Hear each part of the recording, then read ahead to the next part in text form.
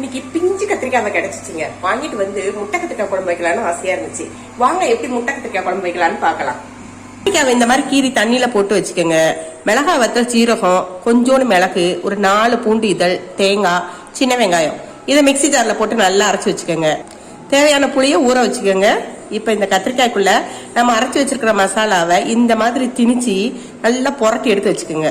பேன்ல எண்ணெய் காஞ்சதும் கடுகுளுந்தம் பருப்பு, வெந்தயம், வெங்காயம், கருவேப்பிலை, பெருங்காயம் இதுகளை போட்டு தாளிச்சிட்டு கத்திரிக்காய் அதில் போட்டு நல்லா மசாலால இருக்க தண்ணி வத்துற வரைக்கும் புரட்டி புரட்டி எடுங்க. தண்ணிலாம் வத்திருச்சு.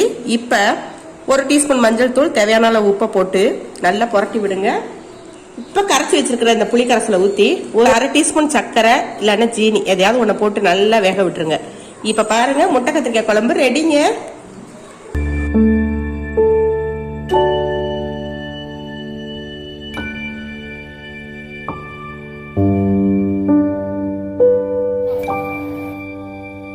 முட்டை கத்திரிக்காய் குழம்புன்னு சொன்னேன், கடைசி வரைக்கும் முட்டையே போடலையேன்னு பாக்குறீங்களா?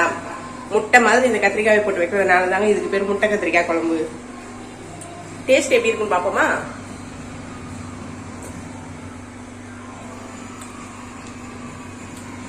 செம டேஸ்ட்டுங்க.